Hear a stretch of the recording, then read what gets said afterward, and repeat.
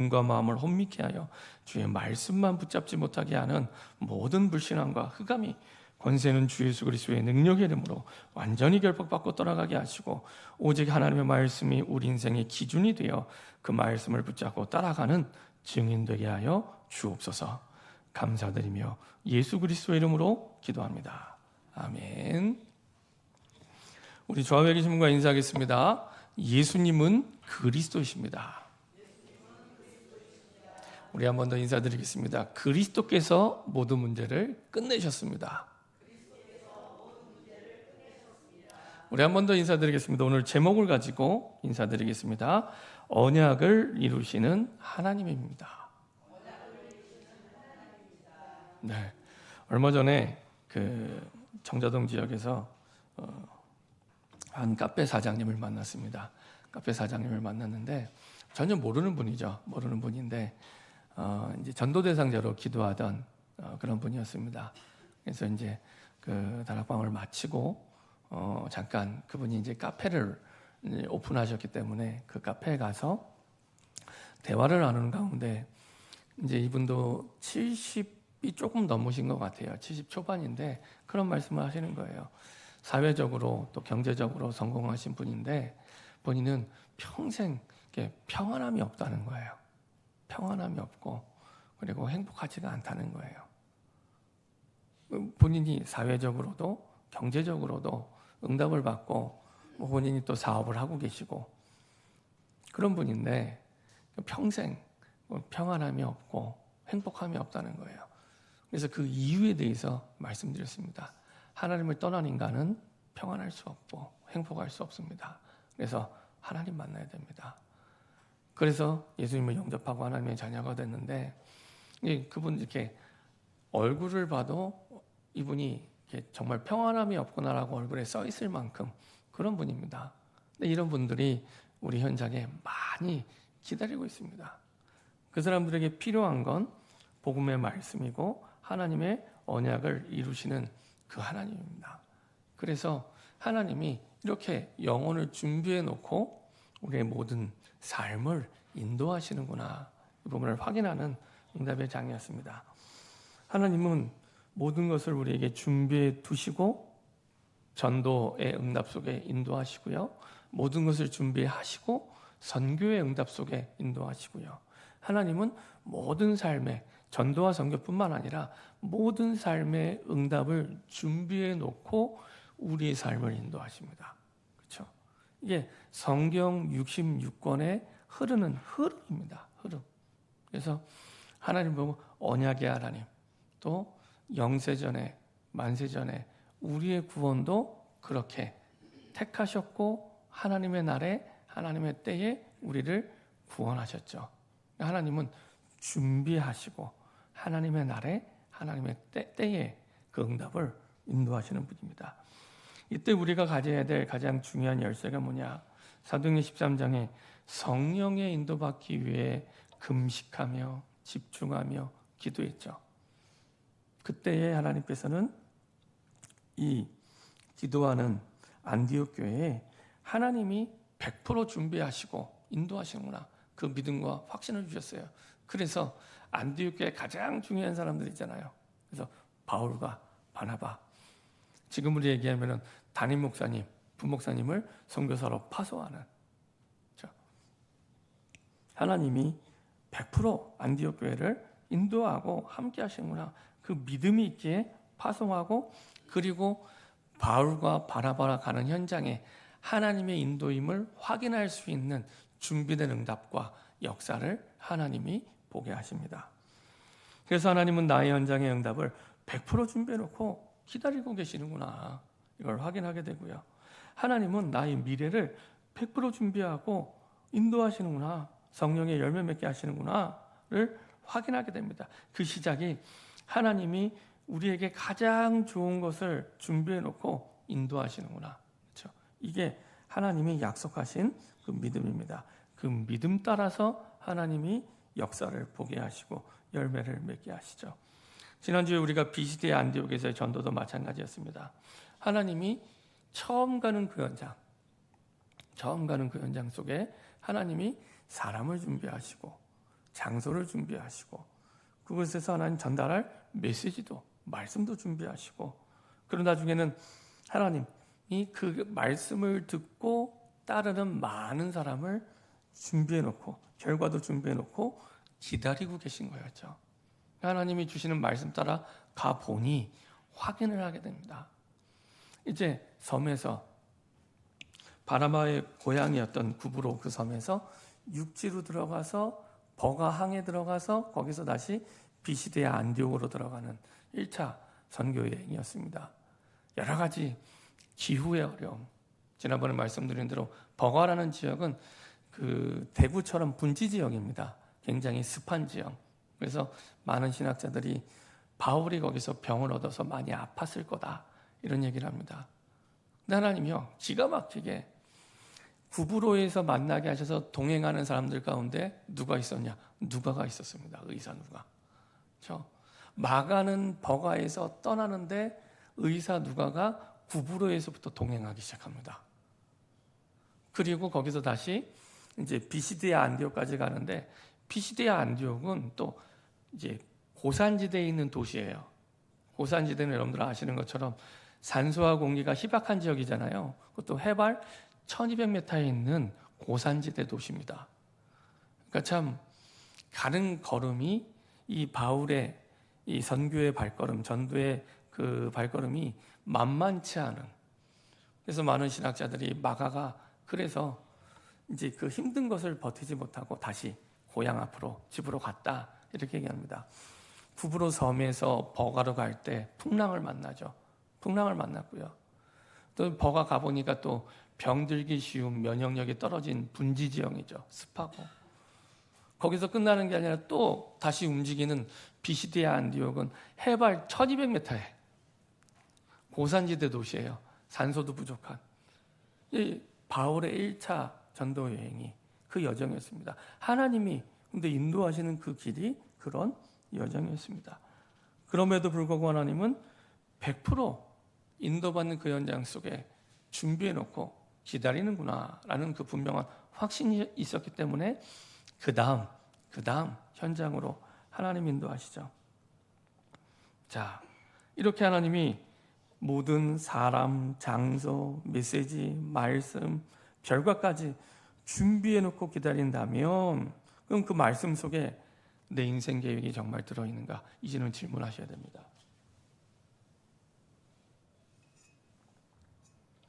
그 성령이 인도받는 말씀 속에 내 인생 계획이 들어있는가? 나의 일이, 나의 업이 하나님의 계획을 이루고 있는가? 그렇죠? 우리가 믿든지 안 믿든지 하나님은 철저하게 하나님의 계획대로 모든 것들을 인도하십니다. 그게 쉬운 길이든 어려운 길이든. 어찌 보면은 이 바울이 가는 여정들은 굉장히 쉽지 않은 길이었습니다. 섬이었고 섬에서 육지 버가로 갈 때는 풍랑을 만나고 버가는 분지 지형이었고 거기서 다시 해발 1200m 도시 비시디아 안디옥까지 가는 험난한 여정이었습니다. 자, 나의 일이 하나님의 계획을 정말 이루고 있는가? 하나님은 모든 만물에 계획을 가지고 계시고 그 계획을 가지고 인도하시는 분입니다. 하물며 내 인생 계획도 하나님이 그 계획을 가지고 인도하시는 분입니다. 그리고 그 목표는 뭐냐? 그 모든 계획을 통해 하나님의 구원 사역을 이루고 계십니다. 구원 사역. 그러니까 하나님이 우리 인생을 인도하실 때 하나님의 구원 사역을 주시고 나의 일, 나의 업, 나의 삶, 나의 좋은 일, 나의 어려운 일 모든 것들을 그 속에서 인도하십니다. 그래서 질문해 보셔야 됩니다. 말씀 속에 나의 계획이 들어있는가? 굉장히 중요한 질문입니다. 나의 일이, 나의 업이 하나님의 계획을 이루고 있는가? 하나님이 분명히 모든 만물에 계획을 가지고 인도하시는 분이 맞다면 그 속에 하나님의 가장 정확한 성령의 인도와 응답이 기다리고 있죠. 하나님 우리의 삶을 언약을 이루는 발걸음 속에 우리 모든 것들을 인도하십니다. 그래서 바울과 함께 했던 그 전도팀이 그냥 우연히 가다가 전도하고 우연히 가다가 사람을 만나고 우연히 가다가 말씀을 전파하는 여정이 아니라 철저하게 하나님의 말씀을 이루는 성취의 발걸음이었습니다. 우리 한번 말씀을 찾아보겠습니다. 이사야 40장입니다. 이사야 40장입니다.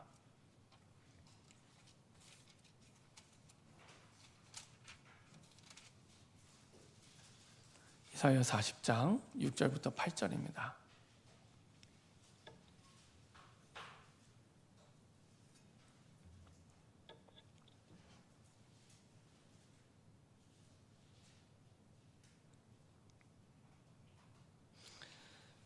이사야 40장 6절부터 8절까지 같이 한 목소리로 합독하겠습니다.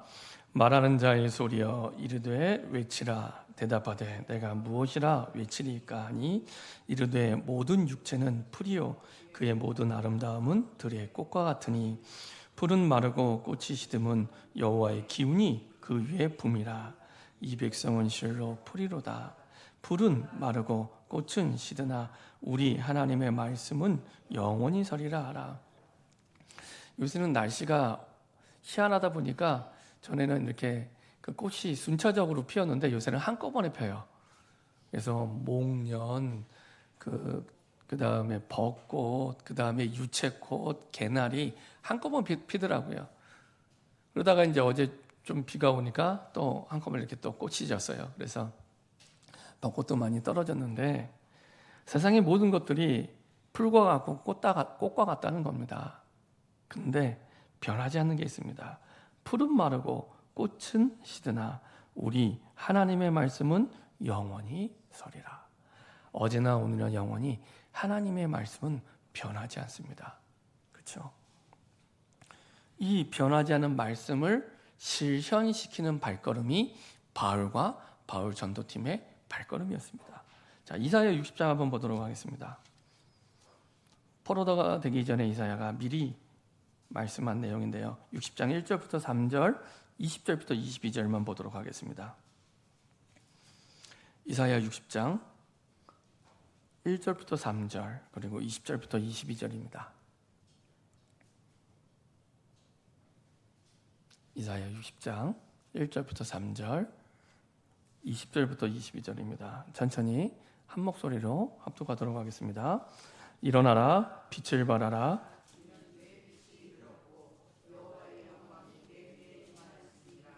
보라, 어둠이 땅을 덮을 것이며 캄캄함이 만민을 가리려니와 여호와께서 내 위에 임하실 것이며 그의 영광이 내 위에 나타나리니 나라들은 내 빛으로 왕들은 비친 내 광명으로 나아오리라. 이것을 그대로 이루는 실현의 발걸음이 바울과 바울 전도팀의 발걸음이었습니다. 일어나라, 빛을 발하라. 그리스도의 빛이 임했기 때문에 이거는 예수님을 영접한 하나님의 자녀에게 주시는 말씀입니다. 그리스도의 빛이 임했기 때문에 누구든지 그리스도의 빛을 비출 수가 있는 겁니다. 오늘 내가 예수님을 영접했다 할지라도 오늘부터 그리스도의 빛을 비출 수 있는 겁니다. 임했기 때문에 가만히 있지 말고 그 임한 빛을 비추라는 겁니다. 여호와 영광이 내 임하였습니다. 과거형이죠. 보라, 어둠이 땅을 덮을 것이며 캄캄함이 만민을 가리냐. 어둠이 어떻게 땅을 덮고 캄캄함이 만민을 가리게 되냐? 말씀을 잃어버렸기 때문에. 말씀의 빛, 복음의 빛을 잃어버렸기 때문에. 오직 여호와께서 내 위에 임하실 것이며 그의 영광이 내 위에 나타내느니 나라는 내 빛으로, 복음의 빛을 비추는 빛으로, 왕들은 비치는 내 광명으로 나아오리라. 복음의 빛을 비출 때 오기 시작합니다. 이게 바울이 가는 전도 현장마다, 선교 현장마다 이런 일들이 일어나게 됐죠. 오늘도, 지난주와 이어서 오늘도 사실은 이런 일들이, 복음의 빛을 비췄는데 사람들이 나와요. 온 도시의 사람들이 올 만큼. 그렇죠? 자, 어떤 일이 벌어집니까? 60장 20절에서 22절입니다. 같이 합독하겠습니다. 다시는 내가 지지 아니하며 내 달이 물러가지 아니할 것은 여호와가 내 영원한 빛이 되고 내 슬픔의 날이 끝날 것입니다. 내 백성이 다 의롭게 되어 영원히 땅을 차지하리니 그들은 내가 심은 가지요 내가 손으로 만든 것으로서 나의 영광을 나타낼 것인즉 그 작은 자가 1000명을 이루겠고 그 약한 자가 강국을 이룰 것이라. 때가 되면 나 여호와가 속히 이루리라. 그렇죠? 다시는 해가 지지 아니하며 달이 물러가지 않을 것은 여호와가 내 영원한 빛. 그러니까 그 떴다 그 지는 태양이나 달 같지 않고 영원한 빛이 되겠다. 내 슬픔의 날이 끝날 것이요 내 백성이 다 의롭게 되어 그리스도의 빛으로 말미암아. 이것은 예수를 믿는 믿음으로 말미암아 의롭게 되는 거죠. 영원히 땅을 차지하리니 그들은 내가 심은 가지요 내가 손으로 만든 나의 영광을. 하나님의 절대 주권 속에. 복음은 우리가 전하지만 하나님이 심은 거요 하나님이 차지하게 하고 하나님이 만드신 것이고 하나님이 영광 받으시는 거죠. 어떻게 됩니까? 우리는 작은 자라서 못한다, 할 수 없다, 그런 생각을 얼마든지 가질 수 있는데 그 작은 자가 1000명을 이루겠고, 그렇죠? 초대교회와 바울과 바울 전도팀이 그걸 보여주었죠. 그 약한 자가 강국을 이룰 것이라. 난 약해서 못해, 안 돼, 할 수 없어, 부족해 라고 얘기하는 사람일지라도 그 사람을 통해서 강국을 이루게 되죠. 그러니까 완전히 한 나라를 바꾸게 되고 살리게 됩니다. 이번 달에 선교 대회가 있는데 하나님은 한 사람으로도 한 나라를 강하게 만들 수 있는 응답을 가지고 저와 여러분들을 부르신 겁니다. 그렇죠? 그래서 마음에 나라를 정하세요. 하나님, 세계복음화를 위해 나를 부르셨고 인도하셨는데 하나님이 내게 원하시는 나라, 나를 통해 복음 듣기 원하는 나라, 나를 통해 살아나기 원하는 나라가 어떤 나라입니까? 기도하면서 정하시기 바랍니다. 그것을 두고 부르신 거예요. 어떤 나라를 해야 될까 잘 모르겠으면 우리가 기도하고 선교하는 나라들 있잖아요. 필리핀, 아프리카 탄자니아, 그다음에 몽골 선교사님은 또 계속 몽골뿐만 아니라 러시아, 중국, 얼마 전에 통화해 보니까 필리핀도 갔다 오셨더라고요. 그래서 참 여러 나라, 많은 나라를 살고 계시는구나. 몽골. 이렇게 교회가 기도하고 선교하는 나라들이 있습니다. 그런 나라를 두고 마음에 담고 기도하시면 됩니다. 그렇죠? 하나님은 땅 끝을 두고 우리를 부르신 거예요. 땅 끝을 두고. 우리는 근데 내가 약하니까, 내가 부족하니까, 내가 나이가 많으니까, 내가 모자라니까 그거 상관없습니다. 일은 누가 하시냐? 하나님이 하십니다. 그렇죠? 내가 마음에 담고 약속을 붙잡을 때 하나님이 그 말씀대로 역사하시고 일을 시작하십니다. 혹여나 우리에게 주신 언약을 주신 하나님이 맞다면 하나님 그 뜻을 이루기 위해서 우리에게 힘을 주셔서 우리에게 능력을 주셔서 오늘 주셨던 말씀대로 그 작은 자가 1000명을 이루도록, 그 약한 자가 강국을 이루도록 힘을 주시고 능력을 주십니다. 이게 하나님의 방법입니다. 자, 마태복음 28장 16절 20절. 이제 예수님이 감람산에 모여서 이제 부활 승천하기 전에 주셨던 말씀이죠. 의심하는 자들 있대요. 예수님의 부활을 2번, 3번 봤는데 이 자리에 모인 예수님의 제자들은 처음 예수님의 부활을 본 사람들이 아닙니다. 적어도 2번, 3번 본 사람들인데 의심하는 사람들이 있는데 거기에 아랑곳하지 않고 여전히 작은 자요, 여전히 부족한 사람들임에도 불구하고 말씀을 주시죠. 너희는 가서 모든 족속으로 가서 제자 삼아라. 아버지와 아들과 성령의 이름으로 세례를 줘라. 근데 마지막에 이렇게 말씀하십니다. 보일지어다. 그 말은 꼭 기억해라. 내가 너희와 항상 함께 있으리라. 그렇죠? 그러면은 누가 그것을 이루신다고요? 함께 하시는 하나님이. 함께 하시는 하나님이 이루어 가시는 겁니다. 그렇죠? 그래서 하나님의 말씀을 내가 마음에 담을 때 하나님이, 나와 함께 하시는 하나님이 그것을 이루어 가세요. 중요한 건데 그 하나님과 정말로 깊이 함께하고 있는가? 진짜 임마누엘을 누리고 있는가? 확실하게 하나님께 내가 붙어 있는가? 그렇죠? 그러면 하나님이 하시는 것을 보게 됩니다. 이렇게 하나님은 하나님이 주신 말씀들을 이루어 가시고 인도하십니다. 특별히 사도행전 1장에 말씀하신 오직 성령이 너희에게 임하시면 너희가 권능을 받고 예루살렘과 온 유대와 사마리아와 땅끝까지 이르러 내 증인이 되리라. 우리 인생의 시간표를 확인하는 그 마스터 플랜 같은 말씀이죠. 내가 어디까지 왔는지, 나는 예루살렘에 있는지, 나는 사마리아에 있는지, 아니면 나는 온 유대에 있는지, 아니면 내가 로마에 있는지, 땅끝에 있는지 내 인생 시간표를 확인할 수 있는 언약이 사도행전 1장 8절입니다. 예루살렘과 시작이 예루살렘이죠. 제자들이 있는 곳이 예루살렘이죠. 예루살렘과 온 유대와 사마리아와 땅끝까지. 바울 전도팀을 통해 이것을 하나하나 이루어 가시죠. 그래서 이방인들에게 복음이 전달되도록, 이방인들에게. 그래서 1차 전도여행의 가장 중요한 열쇠는 그동안 오랫동안 복음에 소외됐던, 복음에 방치되어 있었던 소외된 지역, 이방인의 땅, 99% 버려진 불신자의 땅이 되어버린 그 이방인의 땅을 향하여 선교가 시작된 겁니다. 그래서 바울과 바울팀이 계속 가는 현장들은 이방인의 땅들입니다. 이방인의 땅. 그렇죠? 이전에는 가보지 않았던, 전달하지 않았던 이방인의 땅이죠. 이렇게 하나님은 하나님의 계획을 가지고 인도하시는데 어떤 계획입니까? 바울과 바울 팀을 통해 확인되는 것은 그곳에 가서 복음의 말씀을 선포하라는 겁니다.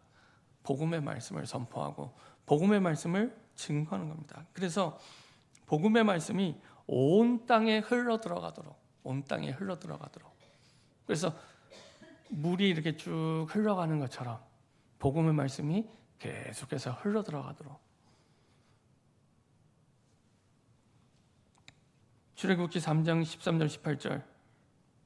하나님은 모세를 부르셔서 이스라엘 백성과 바로 왕에게 하나님의 말씀을 전달하는 사명을 주셨죠. 80세 모세였고 아무 가진 것 없는 모세였지만 그 모세에게 하나님이 전달하시고 인도하시죠. 우리가 한번 확인해 보도록 하겠습니다. 출애굽기 3장입니다.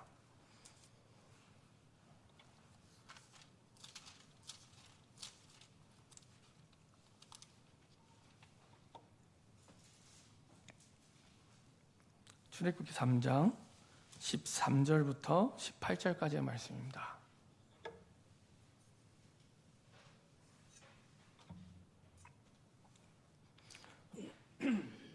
출애굽기 3장 13절부터 18절까지 천천히 한 목소리로 합독하도록 하겠습니다. 모세가 하나님께 아뢰되 내가 이스라엘 자손에게 가서 이르기를 너희의 조상의 하나님이 나를 너희에게 보내셨다 하면 그들이 내게 묻기를 그의 이름이 무엇이냐 하리니 내가 무엇이라고 그들에게 말하리이까. 하나님이 모세에게 이르시되 나는 스스로 있는 자이니라. 또 이르시되 너는 이스라엘 자손에게 이같이 이르기를 스스로 있는 자가 나를 너희에게 보내셨다 하라. 하나님이 또 모세에게 이르시되 너는 이스라엘 자손에게 이같이 이르기를 너희 조상의 하나님 여호와 곧 아브라함의 하나님 이삭의 하나님 야곱의 하나님께서 나를 너희에게 보내셨다 하라. 이는 나의 영원한 이름이요 대대로 기억할 나의 칭호니라. 너는 가서 이스라엘의 장로들을 모으고 그들에게 이르기를 여호와 나 조상의 하나님 곧 아브라함과 이삭과 야곱의 하나님이 내게 나타나 이르시되 내가 너희를 돌보아 너희가 애굽에서 당한 일을 확실히 보았노라. 내가 말하였거니와 내가 너희를 애굽의 고난 중에서 인도하여 내어 적과 꿀 이르는 땅 곧 가나안 족속, 헷 족속, 아모리 족속, 브리스 족속, 히위 족속, 여부스 족속의 땅으로 올라가게 하리라 하셨다 하면 그들이 내 말을 들으리니 너는 그들의 장로들과 함께 애굽 왕에게 이르기를 히브리 사람의 하나님 여호와께서 우리에게 임하셨은즉 우리가 우리 하나님 여호와께 제사를 드리려 하오니 사흘길쯤 광야로 가도록 허락하소서 하라. 하나님이 얼마나 세밀하게 모세에게 전달할 내용을 말씀하는지 모릅니다. 이스라엘 백성들에게 가서 얘기를 합니다. 나는 스스로 있는 자니 내가 너를 보냈다. 여호와가 너를 보냈다. 이르실 백성에게 이르실 내용 따로 얘기하시고 그리고 또 장로들을 모아서 장로들에게 얘기해라 하고 또 장로들에게 전달할 내용을 주시고요. 그리고 또 바로왕에게 가서는 이렇게 얘기해라 하고 바로왕에 가서는 이스라엘 백성들 데리고 사흘기쯤 광야로 가서 우리가 제사를 지내야겠다. 세밀하게 가서 전하라고 하십니다. 그렇죠? 이것을 다 누가 말씀하시냐? 하나님이. 그래서 모세로 하여금 그 사명을 주세요. 그리고 전달하게 하시죠. 에스겔 37장도 마찬가지입니다. 에스겔 37장 우리 에스겔에서 보여주신 환상인데요. 에스겔 37장 우리 1절부터 10절까지 한번 보도록 하겠습니다.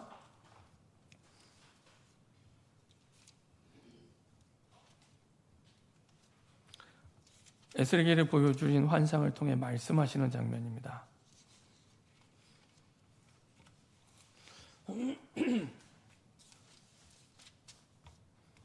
37장 1절부터 10절까지입니다.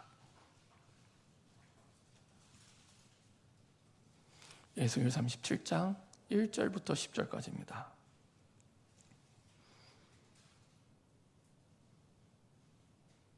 천천히 한 목소리로 합독하도록 하겠습니다.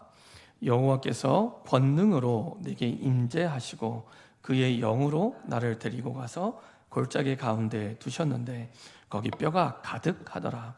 나를 그 뼈 사방으로 지나가게 하시기로 본즉 그 골짜기 지면에 뼈가 심이 많고 아주 말랐더라. 그가 내게 이르시되 인자야 이 뼈들이 능히 살 수 있겠느냐 하시기로 내가 대답하되 주 여호와여 주께서 아시나이다. 또 내게 이르시되 너는 이 모든 뼈에게 대언하여 이르기를 너희 마른 뼈들아 여호와의 말씀을 들을지어다. 주 여호와께서 이 뼈들에게 이같이 말씀하시기를 내가 생기를 너희에게 들어가게 하리니 너희가 살아나리라. 너희 위에 힘줄을 두고 살을 입히고 가죽으로 덮고 너희 속에 생기를 넣으리니 너희가 살아나리라. 또 내가 여호와인 줄 너희가 알리라 하셨다 하라. 이에 내가 명령을 따라 대언하니 대언할 때 소리가 나고 움직이며 이 뼈 저 뼈가 들어맞아 뼈들이 서로 연결되더라. 내가 또 보니 그 뼈에 힘줄이 생기고 살이 오르며 그 위에 가죽이 덮이나 그 속에 생기는 없더라. 또 내게 이르시되 인자야 너는 생기를 향하여 대언하라. 생기에게 대언하여 이르기를 주 여호와께서 이같이 말씀하시기를 생기야 사방에서부터 와서 이 죽음을 당한 자에게 불어서 살아나게 하라 하셨다 하라. 이에 내가 그 명령대로 대언하였더니 생기가 그들에게 들어가매 그들이 곧 살아나서 일어나 서는데 극히 큰 군대더라. 에스겔이 보여준 환상을 보면은요, 나를 그 뼈 사방으로 지나가게 하시기로 본즉 그 골짜기 지면에 뼈가 심이 많고 아주 말랐더라. 도저히 살아날 수 없는 사람. 그러니까 시체 정도가 아니라 뼈만 남은 거예요. 아주 그것도 마른 뼈. 그러니까 이거는 도저히 살 소망이 없는, 희망이 없는 그런 현상입니다. 그런 영혼입니다. 근데요, 질문을 하시죠. 하나님이 인자야, 에스겔 보고 하는 자입니다. 이 뼈들이 능히 살 수 있겠느냐? 이 뼈들이 능히 살 수 있겠느냐?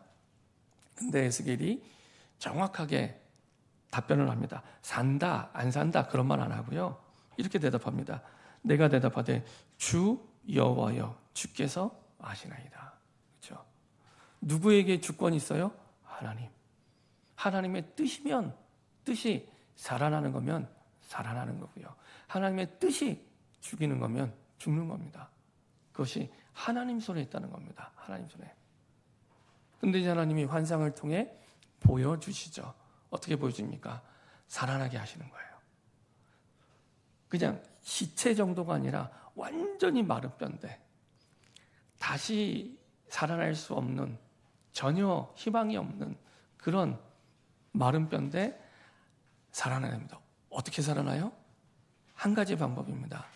하나님의 주신 말씀을 대언할 때, 하나님의 주신 말씀을 대언할 때, 이 방법밖에 없어요. 우리 주변에 안 바뀌는 사람들 언제 바뀝니까? 하나님의 주신 말씀을 대언할 때. 그렇죠? 하나님의 주신 말씀, 내가 좋아하는 말씀 아닙니다. 하나님이 주신 말씀을 대언할 때 살아나게 됩니다. 완전히 바뀌게 됩니다. 그렇죠? 나중에 어떻게 된다고요? 그 명령대로 대언하니, 대언한다는 말이 계속 나오죠. 대언하였더니 생기가 그들에게 들어가매 그들이 곧 살아난 정도가 아니라 일어서는데 극히 큰 군대더라. 이렇게 바뀌게 됩니다. 하나님의 말씀만이 생명을 살릴 수 있습니다. 그 영혼도, 그 육신도, 마음의 병도 하나님의 말씀만이 살려낼 수 있습니다. 그렇죠? 이것을 하나님이 에스겔에게 보여주시는 거예요. 이게 하나님의 방법입니다. 자, 47장에 좀 더 세밀하게 말씀하시죠. 47장. 에스겔 47장 1절부터 12절입니다. 에스겔 47장 1절부터 12절입니다. 좀 더 세밀하게 에스겔의 환상을 통해서 보여주십니다.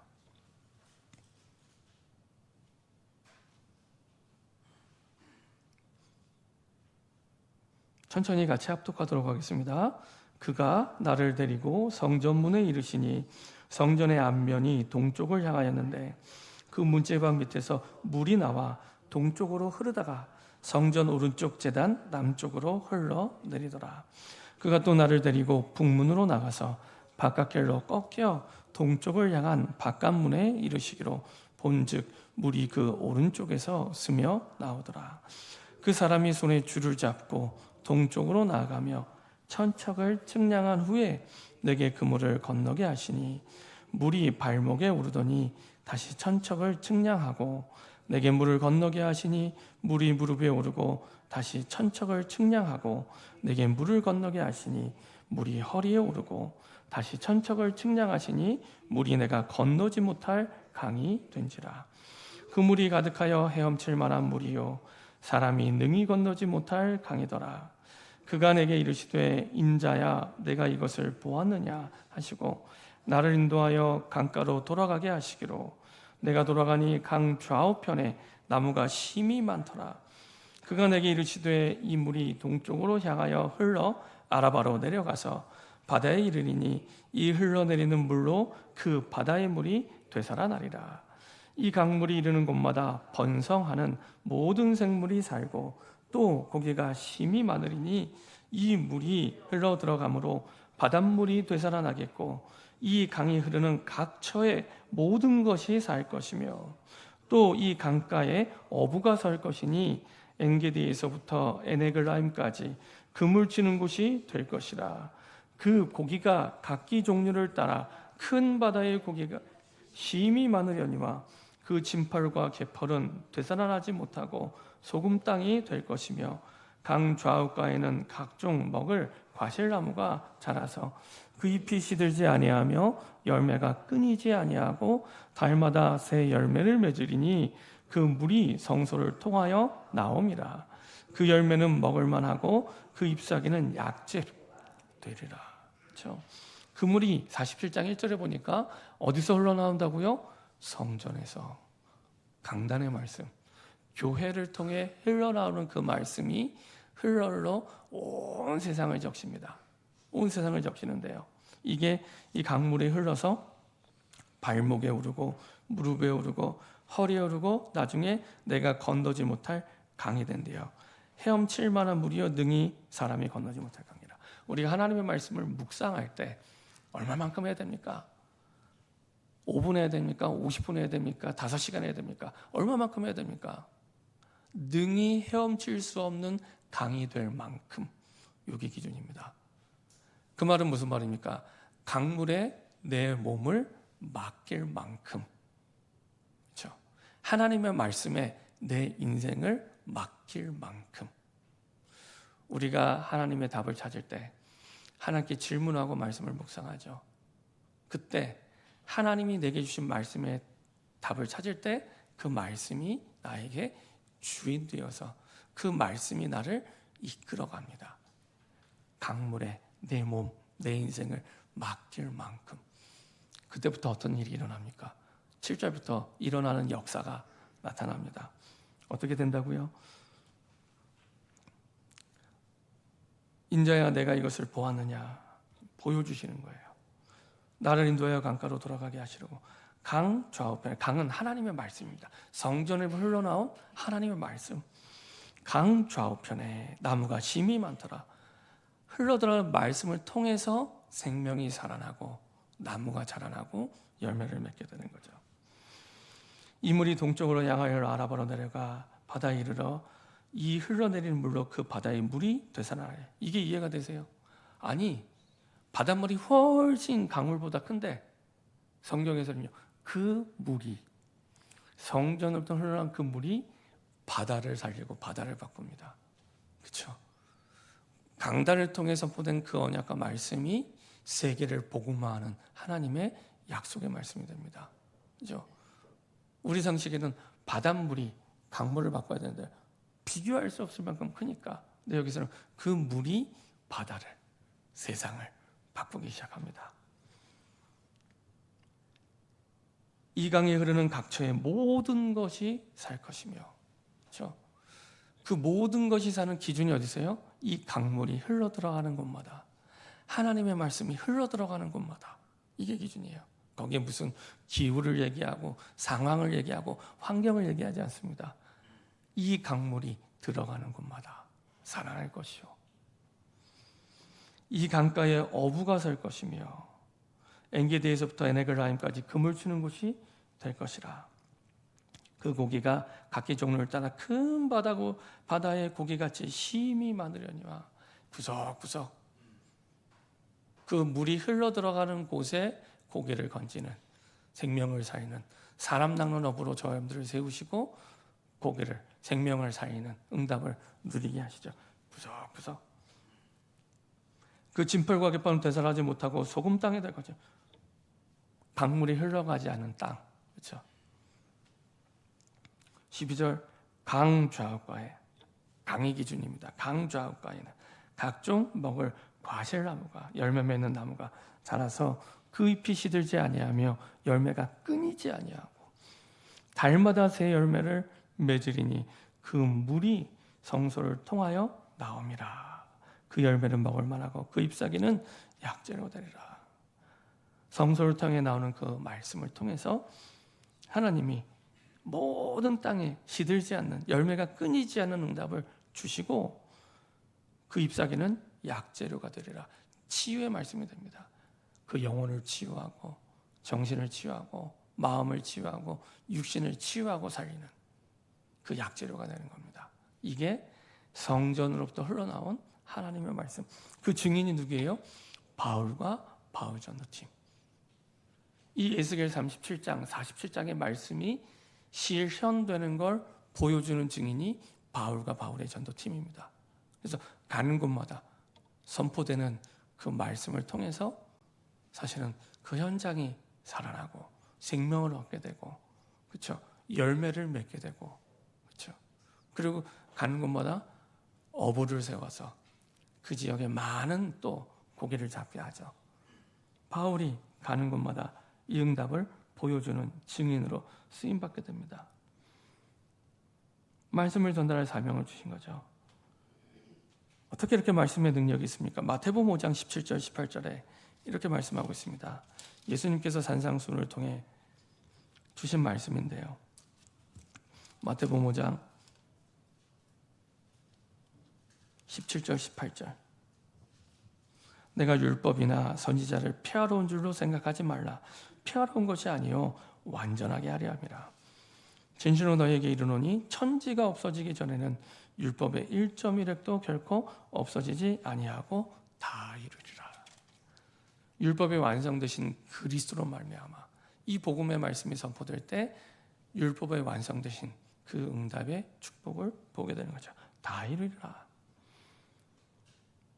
이런 복음의 말씀을 바울이 선포를 했는데 그 말씀이 선포될 때 바울의 설교 이후에 두 가지 현상이 나타나죠. 한쪽은 그 하나님의 말씀을 받아들이는 사람, 정말로 믿고 영접하는 사람들이 나타나게 되죠. 그 말씀을 받아들이는 거예요. 믿고 영접하는 사람.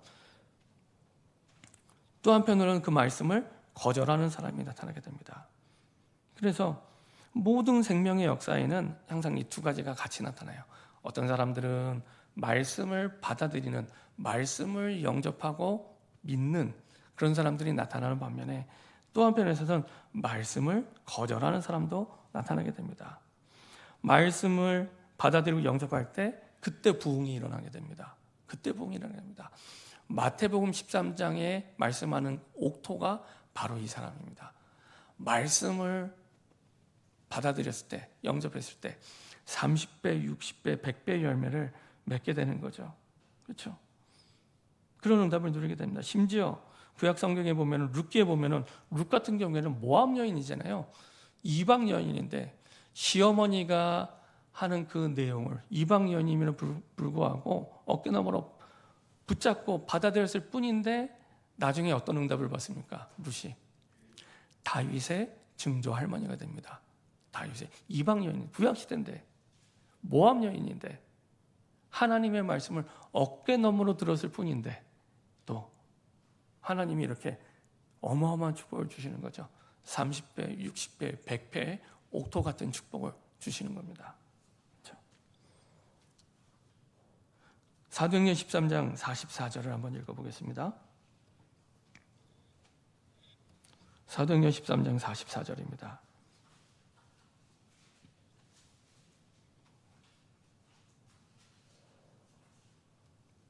같이 한 목소리로 13장, 사도행전 13장 44절 같이 한 목소리로 합독하겠습니다. 그 다음 안식일에는 온 시민이 거의 다 하나님의 말씀을 듣고자 하여 모이니. 자, 45절 또 읽어보겠습니다. 유대인들이 그 무리를 보고 시기가 가득하여 바울이 말한 것을 반박하고 비방하거늘. 우리가 지난주 사도행전 13장에 25개 구절만큼이나 바울이 길게 설교를 합니다. 그러니까 성경에서 유일하게 바울의 설교가 전체가 들어가 있는 데는 13장밖에 없어요. 그러니까 전달하는 설교자, 복음을 전하는 사역자에게 정말 텍스트북과 같은 교과서 같은 메시지가 이 메시지입니다. 복음을 전할 때 어떻게 전해야 되는지 그 내용이 13장에 나와 있는 거예요. 정확하게 복음을 전하는데. 근데 이게 뭐와 비슷하냐? 사도행전 7장의 스데반의 설교와 비슷해요. 그래서 많은 신학자들이 스데반의 설교의 복사판이다 이렇게 얘기합니다. 아주 정확하게 복음을 전달합니다. 4가지로 사도 바울이 이 복음을 전달하죠. 첫 번째로 구약 성경을 통해 그 오실 메시아를 증거합니다. 구약 성경에 메시아, 신약으로 하면 그리스도가 오시기로 약속하지 않았냐. 스데반이나 바울이나 첫 번째 이 얘기를 합니다. 왜? 이 말씀을 듣는 대상이 유대인이거든요. 유대인이 알아듣게끔. 두 번째, 복음의 말씀을 전할 때 그 메시아가 누구냐? 바로 우리가 십자가에 못 박은 예수다. 예수님이다. 이걸 얘기하고요. 세 번째, 그러면 이 메시아로 오신 예수님이 하신 일이 뭐냐? 그 얘기를 합니다. 십자가에 죽으시고 부활하셨다. 그렇죠? 그래서 우리에게 다시 살아날 수 있는 길이 되신 거죠. 네 번째, 그럼 그게 우리와 무슨 상관이냐? 예수님이 십자가에 죽으시고 부활하셨는데 그게 우리와 무슨 상관이냐? 우리에게 주시는 효과가 뭐냐? 예수님이 십자가에 죽으시고 부활하심을 말미암아 우리의 모든 죄의 사함을 얻게 되고요. 죄 문제가 끝나게 되고요. 그리고 의롭게 돼. 그 사실을 믿을 때 내가 나도 죄인이었는데 의롭게 되는 겁니다. 그렇죠? 예수를 믿는 믿음으로. 예수를 믿는 믿음으로. 복음을 아주 정확하게 선포합니다. 스데반이 했던 내용과 거의 비슷하게 바울이 복음을 선포하죠. 이렇게 정확하게 복음의 말씀을 선포했는데 아까 말씀드린 2가지 반응. 그 말씀을 믿음으로 받아들이는 사람들이 있고요. 이때 그 지역에 비시대 안디옥에 부흥이 일어납니다. 그래서 우리가 읽지 않았지만 42절에 보면 그들이 나갈 때 사람들이 청하되 다음 안식일에도 이 말씀을 하라. 그렇죠?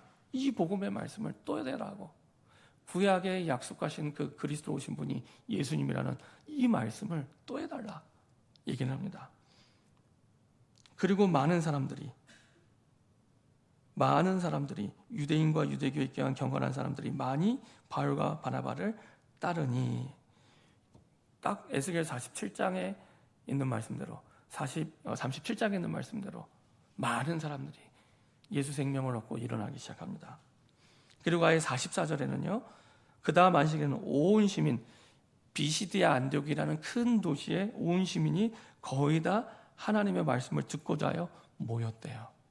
그렇죠? 이렇게 하나님이 약속하신 영적 부흥을 실제적인 부흥을 보게 되죠. 거절했던 유대인들은요. 그 무리를 보고 시기가 가득하여 기뻐하며 하나님께 영광 돌려야 되는데 시기가 가득하여 바울이 말한 것을 반박하고 비방하거늘. 이 말씀을 거절하는 사람의 특징이 시기가 가득한 거죠. 그래서 시기 가득했더니 나타나기로는 어떻게 나타납니까? 바울의 말한 것을 반박하여. 반박이란 말은 공개적으로 공격하는 거예요. 바울을. 그리고 비방은 개인적인 이 일을 들추어내서 험담하는 거죠. 그게 비방입니다. 그러니까 바울과 바나바 전도팀에 대해서 반박하고 비방하고 이런 일을 하게 됩니다. 창세기 4장에 보면은 가인과 아벨이 나옵니다. 똑같이 제사를 드렸는데 가인의 제사는 받고 아벨의 제사는 받고 가인의 제사는 받지 않아요. 똑같이 제사를 드렸는데 근데 나중에 가인을 통해 누가 죽임을 당하게 됩니까? 아벨이 죽임을 당하게 됩니다. 사실은 예배를 받지 않았을 때 나와 하나님과의 문제인데 그것을 나와 또 다른 사람의 문제로 치환하게 되는 겁니다. 그렇죠?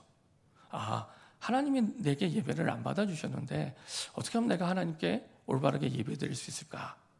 이렇게 이 부분에 하나님과의 관계가 회복이 돼야 되는데 이게 사람과의 문제로 바뀌어져서 아벨의 죽음에 이르게 되죠. 그렇죠?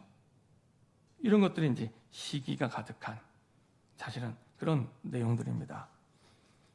유대인들은 이방인들은 우리가 짐승만도 못하게 여겼던 사람들인데 그 사람들과 우리가 같단 말이야.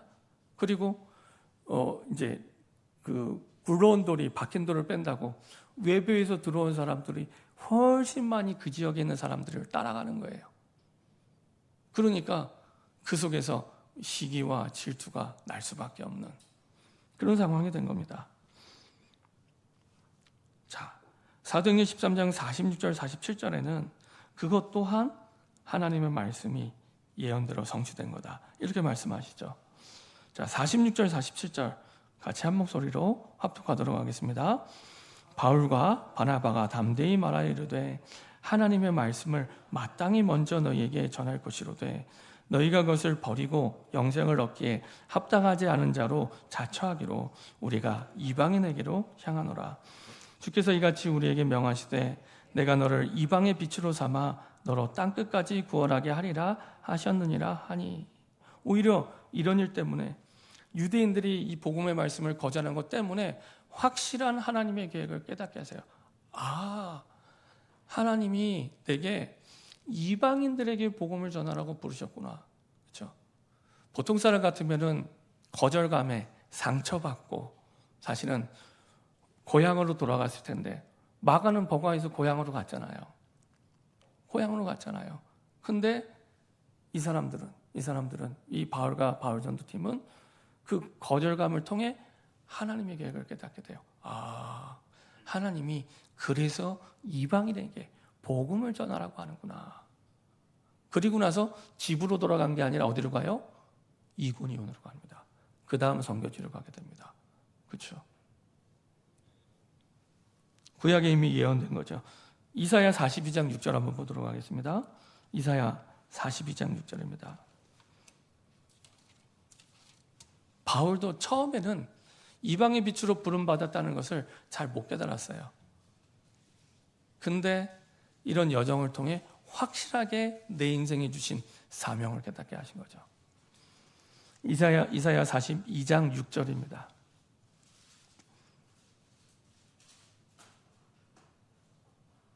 같이 한 목소리로 천천히 합독하도록 하겠습니다. 나 여호와가 의로 너를 불렀은즉 내가 내 손을 잡아 너를 보호하며 너를 세워 백성의 언약과 이방의 빛이 되게 하리니. 바울을 통해 성취되게 됩니다. 자, 우리 또 한 군데 보도록 하겠습니다. 45장 22절입니다.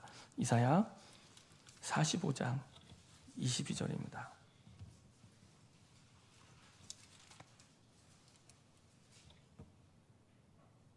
이사야 45장 22절 같이 한 목소리로 합독하겠습니다. 땅의 모든 끝이여 내게로 돌이켜 구원을 받으라. 나는 하나님이라 다른 이가 없느니라. 땅의 끝을 얘기합니다. 이때는 지구가 둥근 게 아니라 네모나타고 비행기도 없는 시대, 땅의 끝이 뭔지 모르는 시대에 땅의 끝을 얘기하고요. 그 땅의 끝이 내게로 돌이켜 구원을 받으라. 사도행전 1장 8절의 언약을 그대로. 자, 이사야 49장입니다. 5절 6절. 이사야 49장 5절 6절. 바울의 활동하기 700년 전에 이미 예수님이 말씀하셨죠. 하나님이 말씀하셨죠. 자, 이사야 49장 5절 6절입니다. 천천히 합독하도록 하겠습니다. 이제 여호와께서 말씀하시나니 그는 태에서부터 나를 그의 종으로 지으신 이시요 야곱을 그에게로 돌아오게 하시는 이시니 이스라엘이 그에게로 모이는도다. 그러므로 내가 여호와 보시기에 영화롭게 되었으며 나의 하나님은 나의 힘이 되셨나이다. 그가 이르시되 내가 나의 종이 되어 야곱의 지파들을 일으키며 이스라엘 중에 보존된 자를 돌아오게 할 것은 매우 쉬운 일이라. 내가 또 너를 이방의 빛으로 삼아 나의 구원을 베풀어서 땅 끝까지 이르게 하리라. 아마도 바울은 처음에 예수님이 그 부르실 때 본인이 이방의 빛으로 부르셨다는 걸 잘 못 알아들었어요. 이제 1차 선교행을 가면서 요한복음 14장 26절에 있는 말씀대로 모든 것을 생각나게 하시고 깨닫게 하시는 성령님께서 구약 성경에 능통했던 바울에게 주셨던 말씀을 생각나게 하시는 거지. 그렇구나. 나를 태에서부터 그의 종으로 지으셨고 선택하셨구나. 이미 이스라엘이 그에게로 모이는도다. 그러므로 내가 여호와 보시기에 영원하게 되었으며 나의 하나님은 나의 힘이 되셨다. 그대로 핍박자였던 사울이 전도자 바울로 영화롭게 되죠. 하나님의 영광을 위해. 그가 이르시되 내가 나의 종이 되어 야곱의 지파들을 일으켜 이스라엘 중에 보존된 자를. 구약성경에 야곱의 지파, 야곱, 이스라엘, 이건 전부 이스라엘을 지칭하는 말입니다. 이스라엘. 할 것은 매우 쉬운 일이라. 그렇죠? 우리가 하기에 전도가 어려운 거지 하나님 볼 때는 쉬운 일입니다. 하나님이 하시는 거기 때문에. 내가 또 너를 이방의 빛으로 삼아 나의 구원을 베풀어서 땅 끝까지 이르게 하리라. 바울에게 주신 말씀 그대로 바울의 지금 걸어가는 발걸음 속에 이것이 이루어지고 있음을 깨닫게 하십니다. 그렇죠? 단순히 말씀을 들었다가 아니라 바울의 발걸음을 통해 이게 이루어지는 것을 하나님이 보게 하세요. 700년 전에 예언된 준비된 하나님의 말씀이 바울의 발걸음, 바울의 전도팀을 통해 이루어지게 되고 보여지게 되죠. 너를 이방의 빛으로 삼아 나의 구원을 베풀어 땅 끝까지 이르게 하리라. 이 말씀을 보고 바울이 처음 예수님을 믿었을 때를 한번 장면을 생각해 보세요. 예수님의 영광의 빛 앞에 엎드려지고 3일 동안 장님이 됩니다. 옛날에는 아니 왜 3일 동안 이왕 쓰실 거면 장님으로 하지 마시고 그냥 바로 쓰시면 되는데 왜 장님이 되게 하셨을까? 근데 이 속에 다 이유가 있는 겁니다. 3일 동안 장님이 되면서 칠흑 같은 어둠을 경험했겠죠. 그리고 3일 만에 아나니아를 통해 빛이 비춰지게 됩니다. 눈이 열리게 됩니다. 이방인의 땅, 바울이 가야 될 이방의 땅이 그런 땅이라는 겁니다. 이사야 60장에 있는 말씀대로 캄캄함과 어둠이 가리워진 땅. 그곳에 빛 대신 그리스도가 비춰질 때 네가 눈이 열린 것처럼 그들의 눈도 열어주는 그런 언약적인 축복이 감춰져 있는 겁니다. 그렇죠? 모든 것들이, 모든 말씀이 바울의 그 걸음을 통해 확인되고 성취되고 보여지게 되죠. 사도행전 13장 48절에 보면은 이방인들이 듣고 기뻐하여 하나님의 말씀을 찬송하며 영생을 주시기로 작정된 자는 다 믿더라. 구약의 말씀이 바울의 발걸음을 통해 완전히 성취되게 됩니다. 이방인들이 영생을 주시기로 작정된 자 있다는 거죠. 이 말씀이 믿어지기 시작하면서 전도가 편안해지기 시작했습니다. 내가 복음을 전할 때 다 듣는 게 아니라 하나님이 영세전부터 예비된 사람만, 중요한 건 바울처럼 정확하게 그리스도의 복음만 전달하면 되는구나. 그러면 오늘 예비된 사람만 이 복음에 반응하고 작정된 자로 믿겠구나. 그렇죠?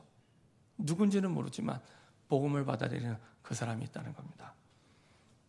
사도행전 13장 49절 50절 한 사람이 한 사람을 끈다는 게 아니라 그 뒤에 지역, 나라, 이방, 전세까지 살리는 일이 벌어지게 되죠. 자, 49절 50절 같이 한 목소리를 압도하겠습니다. 주의 말씀이 그 지방에 두루 퍼지니라. 이에 유대인들이 경건한 귀부인들과 그 신의 유력자들을 선동하여 바울과 바나바를 박해하게 하여 그 지역에서 쫓아내니. 쫓아낸 것도 하나님의 말씀이 성취된 거예요. 왜냐? 여기 계속 머물러 있으면 안 되잖아요. 세계복음을 하려면 다른 이방인의 땅으로 가야 돼요. 이것 또한 하나님의 말씀이 성취된 거죠. 그래서 이제는 다른 지역, 다른 나라, 다른 이방 세계를 살리는 일에 쓰임받게 됩니다. 자, 사도행전 13장 51절에는 두 사람이 그들을 향하여 발에 티끌을 떨어버리고 그 다음 선교지 이고니온으로 가게 됩니다. 발에 티끌을 떨어버렸던 것은 이 지역에서 내가 받은 아까 말씀드린 시기, 질투, 그 속에서 여러 가지 핍박, 비방, 이게 얼마든지 상처가 될 수 있잖아요. 바울의 사역 가운데 그것을 완전히 떨쳐버리고 가게 된 겁니다. 이걸 떨쳐내지 않으면 사실은 그 다음 사역을 할 수가 없는 거예요. 그래서 그 과를 떨쳐내고, 그렇죠. 그리고 그 다음 이고니온으로 가게 됩니다. 집으로 안 가고, 상처가 됐으면 집으로 가겠죠. 집으로 안 가고 이고니온으로 가게 되죠. 그랬더니 마지막 결론이 어떻게 됩니까? 52절 같이 한 목소리로 합독하겠습니다. 제자들은 기쁨과 성령이 충만하니라. 그렇죠? 제자들이 일어난 거예요. 제자들이. 바울과 바나바가 처음 간 현장인데 이렇게 제자들이 준비되어 있었고, 그리고 진짜 기쁨, 진짜 성령의 충만함이 여기에 나타나게 됩니다. 우리의 참 기쁨, 참 성령의 충만함은 이렇게 하나님이 원하시는 하나님의 구원을 이루는 사역 속에 내 인생 계획이 있고 살아갈 때 그때 일어나게 됩니다. 참 기쁨, 그렇죠? 참 성령 충만, 달라요. 이때 일어나게 됩니다. 출애굽기 19장 5절 6절 이스라엘 백성들 처음 부르셔서 시내산에 언약으로 약속하실 때 똑같죠. 내가 너희를 구원하는 거 쉬운 일이야. 너는 나의 제사장이 되고, 그리고 너는 나의 제사장 나라가 되라. 그렇죠? 전 세계 살리는 제사장 나라, 엄청난 축복 그대로 하나님이 말씀하십니다. 이것이 사실은 우리에게 주신 축복입니다. 우리에게, 나에게 주시는 축복입니다. 구약의 그 언약이 바울에게 성취되었던 것처럼 우리에게도 동일한 말씀으로, 이사야 40장 8절에 있는 말씀대로 푸른 마른 꽃은 시드나 하나님의 말씀은 영영이 서리라라. 넌 높은 산에 올라가서 그거 외치라. 말씀이 변함이 없다고요. 그러면 우리에게도 동일하게 역사하십니다. 그래서 결론적으로 하나님은 이런 성령의 약속하신 언약을 그대로 이루시는 하나님, 그 이상도 그 이하도 아니고 언약대로 이루시고 언약대로 역사하시는 하나님입니다. 그래서 우리는 말씀을 따라가면 됩니다. 그렇죠? 말씀대로 역사하실 것이기 때문에 하나님이 준비하신 말씀, 구약에 약속한 말씀이 바울에게 성취됐던 것처럼, 바울 전도팀에게 성취됐던 것처럼 우리에게 성취가 되고 그대로 기도 응답이 되고 구원의 역사를 체험하게 하시죠. 이것을 우리 해야 될 부분은 무엇입니까? 말씀을 따라갈 수 있도록 묵상운동의 축복 속으로 들어가시면 됩니다. 내가 시간을 정하고 하루에 한 번이라도 진짜 내 마음에 하나님의 말씀을 담을, 이것이 남는 시간에 하는 게 아니라 내 삶의 중심이 될 때 다른 시작이 됩니다. 그리고 그때 주신 은혜를 가지고 살아있는 포럼을 할 때 에스겔 47장에 약속하신 그 강물이 흘러들어가는 모든 곳에 생명이 살아나는 역사가 나에게 시작이 되는 거예요. 나에게 시작이 되는 겁니다.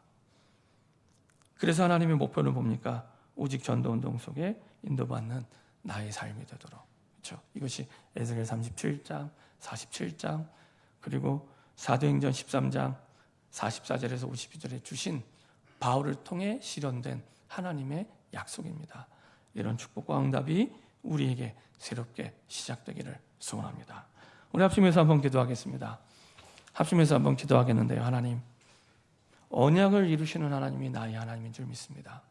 하나님의 말씀이 나의 말씀 되게 하시고 나의 언약이 되어서 말씀대로 역사하신 하나님, 우리의 걸음 속에 하나님의 구원을 이루시는 그 하나님이 우리 속에 우리와 함께 하심을 믿고 그 응답의 증인으로 서게 하여 주옵소서. 그래서 말씀 속에 내 인생 계획이 있게 하시고 나의 일이 하나님의 계획을 이루어가는 증인으로 설 수 있도록 축복하여 주시옵소서.